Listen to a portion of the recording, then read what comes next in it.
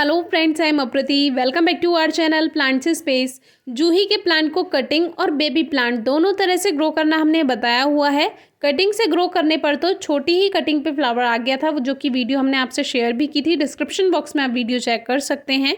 तो आज हम आपसे बेबी प्लांट की अपडेट शेयर करेंगे। जो हमने जूही के पौधे को बेबी प्लांट से तैयार किया था, अभी 1 साल भी नहीं हुआ है इसको ग्रो किए, और आप देख सकते हैं कि प्लांट पर कली बन गई और उस पर फूल भी खिल गया।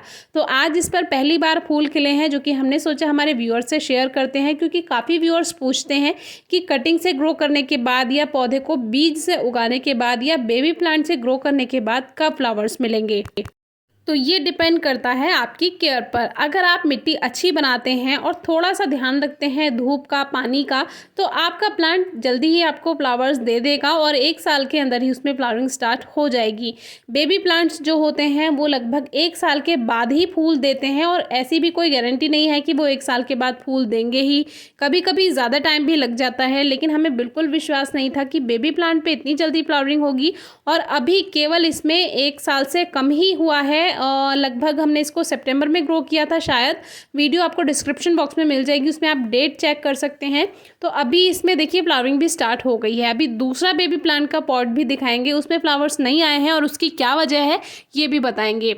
तो ये जो प्लांट है ये बहुत छोटे से पॉट में लगा हुआ है। हम इसकी कोई खास देखभाल नहीं करते हैं। हम आपसे पहले भी कहते हैं, अगर प्लांट को प्रॉपर सनलाइट मिलती है और ड्रेनेज सिस्टम अच्छा है, वेल ड्रेन्ड सॉइल है, यानी कि पानी अगर ज़्यादा भर भी जाता है, लेकिन अगर ड्रेनेज सिस्टम अच्छा है, मिट्टी अच्छी है, उसमें पानी रुकता नहीं है, तो आपके प्लांट को कोई भी प्रॉब्लम नहीं आएगी।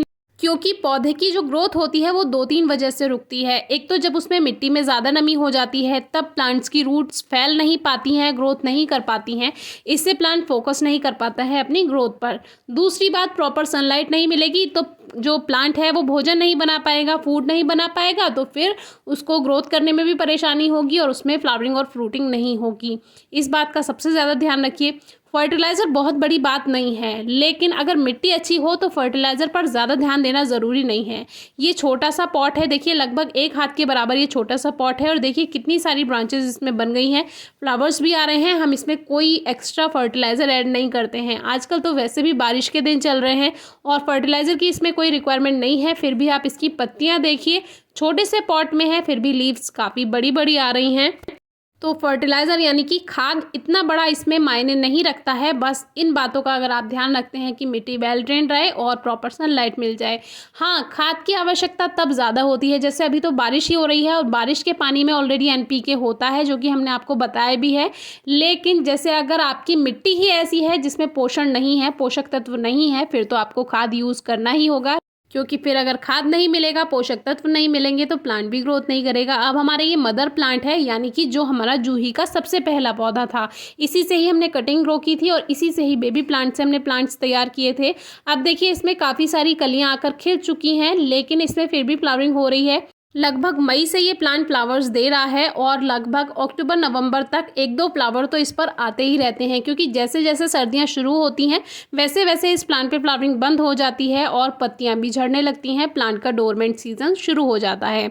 अब ये देखिए बेबी प्लांट्स कितने सारे ग्रो हो गए हैं। कुछ दिन पहले एक वीडियो हमने शेयर की थी इसके बारे में, तब थोड़े से ही बेबी प्लांट्स थे।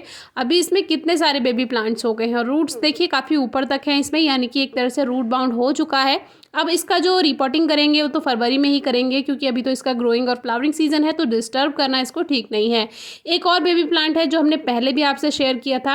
अब इसमें फ्लावरिंग इसलिए नहीं हुई है, जो मेन प्लांट है वो सेंटर में है और जो साइड में है ये बेबी प्लांट से ही तैयार हुआ है। और ऐसा इसलिए हुआ क्योंकि जूही में भी एक तरह से रनर रूट्स होती हैं। जो इसका हमने बेबी प्लांट ग्रो किया था, उसकी रूट्स जब फैलनी शुरू हुई तो आगे जाकर उनसे भी एक बेबी प्लांट बना, जैसे स्ट्रॉबेरी में होता है, बिल्कुल कुछ इस तरह से ही इसमें हुआ।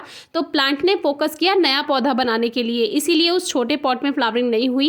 और जो अभी हमने फ्लावरिंग वाला प्लांट दिखाया उसमें नया पौधा नहीं बना, तो प्लांट ने फ्लावरिंग पर ही फोकस किया। तो दोनों प्लांट्स में अंतर आप समझ ही गए होंगे। तो अभी रेनी सीजन चल रहा है, इसके बेबी प्लांट से या कटिंग से ही प्लांट आप इजीली तैयार कर सकते हैं। कोई क्वेरी हो तो ज़रूर पूछिएगा। Thank you.